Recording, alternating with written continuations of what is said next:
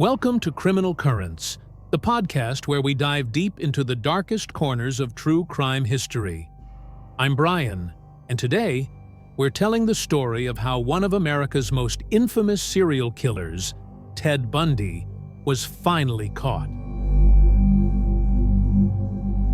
He was charming, he was intelligent, and he was a killer. But even Ted Bundy couldn't outrun justice forever. Let's rewind. It's the early 1970s. Women are disappearing across multiple states: Washington, Oregon, Utah, and Colorado. Most of them are young, white, with long dark hair parted in the middle. There's panic, but there's also confusion. No one knows these cases are connected yet.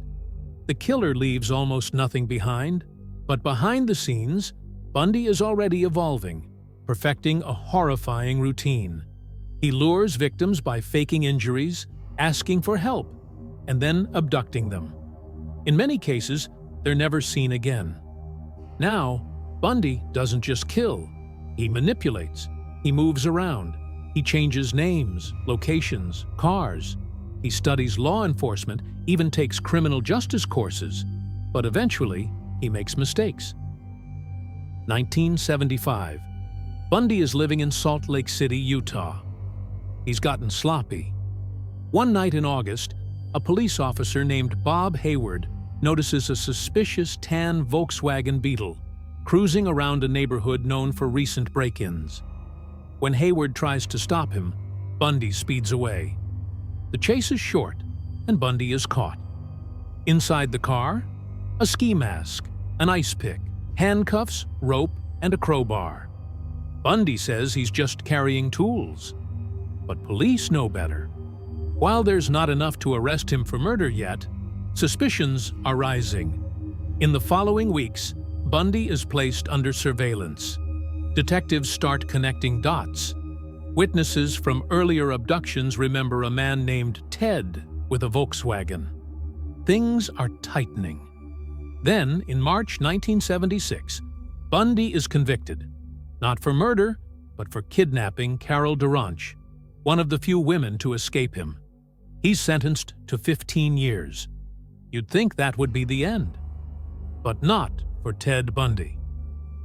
In 1977, Bundy is extradited to Colorado to face murder charges. While awaiting trial, he escapes from jail twice. The first time, he jumps from a courthouse library window. He's caught after 6 days. The second time, he breaks through a ceiling and walks right out the front door. This time, he's gone for weeks. Bundy heads south to Florida. In January 1978, he unleashes one of his most brutal attacks at Florida State University's Chi Omega sorority house. Within minutes, he assaults 4 women.